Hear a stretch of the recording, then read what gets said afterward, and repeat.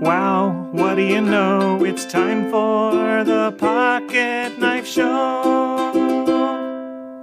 Hey, it's Mike on the mic again for another episode of the Pocket Knife Podcast. I was bullied in high school. I had a buddy who would punch me in the arm when the study hall monitor was looking the other way. He was strong, and he knew I wouldn't retaliate for fear of a real beating, so he kept doing what he wanted to do.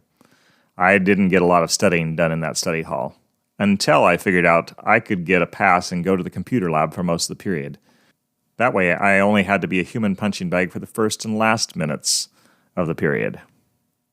This young man who graduated with me in joined the military immediately after receiving his diploma. I saw him only once more.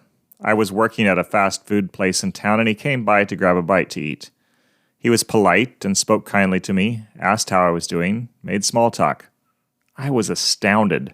People really can change. Now, I'm sure I have a Marine drill sergeant to thank for my friend's new attitude, but I'll take it. I work at a school part-time now, supervising middle school and high school students as they eat together in the cafeteria. It's a pretty easy gig. All I really have to do is keep the natives from getting overly restless. Most of my charges have their noses buried in their phones, so rioting is extremely unlikely. The other day, a single student was shooting baskets on the court while everyone else ate.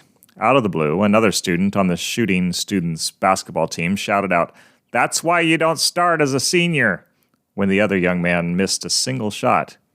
I was immediately triggered. I couldn't let that stand. I shouted angrily at the shouter, "Just shut up!" A short time later, I walked by the mean student's table and took another shot at him. That's not how you treat someone on your team. This incident took place on a Friday. Early in the weekend, God confronted me about my ill treatment of this young man.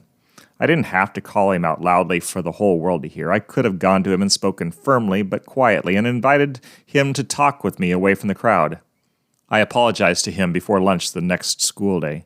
I told him his words made me angry, but I was sorry that I had shamed him. That's what God told me to do.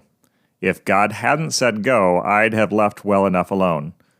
I had felt perfectly justified in the heat of the moment. God thought otherwise. In the moments and days after I called the student out, I got to take my wounded spirit to Jesus for healing.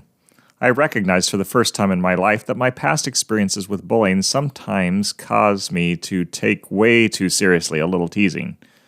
I learned from Jesus that I need to be more patient with those who misbehave in ways that irk me. I know there are times when I need to step in, but I don't have to do that every single time. I need wisdom from God, so I know when to shout out and when to shut up. Years ago, in a town far, far away, I had to deal with a young man I knew who thought his strength gave him license to pick on others. He pushed others around, spoke rudely to those weaker than him, made the lives of the puny miserable. What he did made me angry. One day, as I was mulling over this teen's behavior, I was startled by a simple question. Why does God give strength? It's not so the strong man can exalt himself. It's not so he can bully and boss those around him. God gives strength to a man or a woman so the less strong, the timid, the disenfranchised, the outcast can be protected. This is why God gave Samson strength. He wanted to free Israel from their oppressors. He gave one young man amazing power so he could accomplish God's work of rescue. Samson started out well, but then wandered a bit. He got focused on his own wants, his own desires, and let his strength go to his head. He used it for less than noble reasons.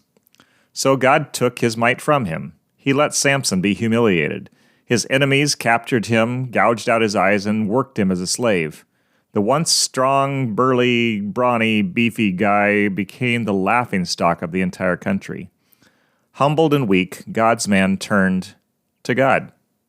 We're not told of any prayers he spoke between the time of his blinding and the end of his life. We only know that in his final moments he cried out to God, and God heard him. His prayer, found in Judges 16:28, was simple. Sovereign Lord, remember me. Please, God, strengthen me just once more, and let me with one blow get revenge on the Philistines for my 2 eyes. Not the prettiest of prayers. I'd question Samson's desire for revenge. Not very godly. But God listened. God restored the man's strength, and Samson destroyed the arena where he'd been brought out for a good mocking by the crowds. In verse 30 of that chapter, we read, "Thus he killed many more when he died than while he lived." What am I trying to get at today?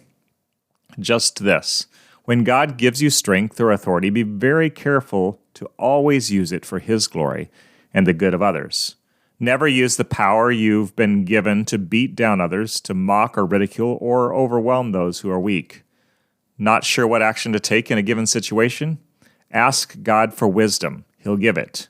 And do what He shows you to do. Let your actions always be led by the strong, mighty, helpful Spirit of God. If you're God-led, you will do with your strength what God's given you to do.